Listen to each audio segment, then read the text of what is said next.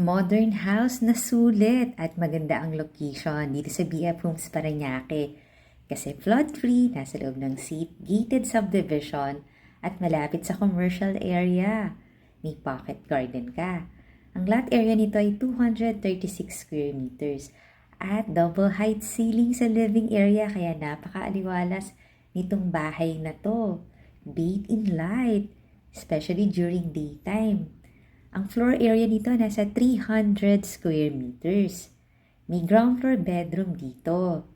Ayan siya at malaki ha. Pwede mo rin siyang gawing family area or TV room or pwedeng guest room. Tapos meron pa siyang malapit na bathroom. Double na rin to as powder room. Yung other 4 bedrooms nasa second floor naman. Ito yung kitchen niya and dining area. Very cozy.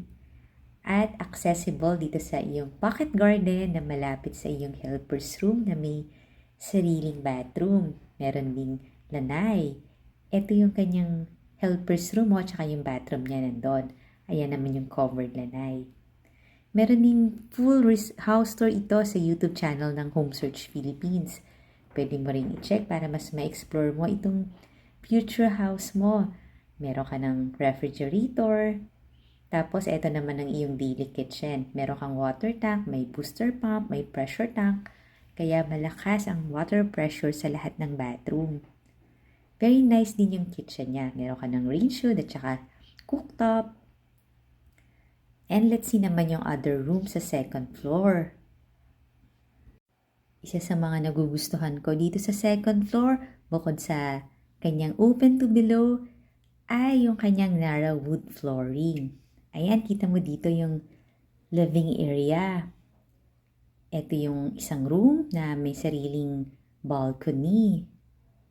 Mahaba yung balcony niya. Pwede mo rin itong gawing office or pwedeng family area dito sa second floor. Lahat ng bedrooms maluluwag. At may easy na rin. May sarili din siyang bathroom or common bathroom para doon sa isa pang bedroom. Another bedroom. Yung price and details nito nasa description box below the video or nasa comment section. Nandun din yung number ko kaya kung interested ka dito, pwede mo na akong tawagan. At marami pa tayong mga similar houses na magaganda rin at pasok sa budget mo. At syempre, mga flood-free area itong mga houses natin. Ito na yung master bedroom. Meron siyang sariling bathroom na may double sink. Tapos may bidet na yung kanyang water closet. Meron din itong walk-in closet. Ayan siya. His and hers yan. Tapos meron pa ditong nook sa master bedroom na pwede mong gawing office area.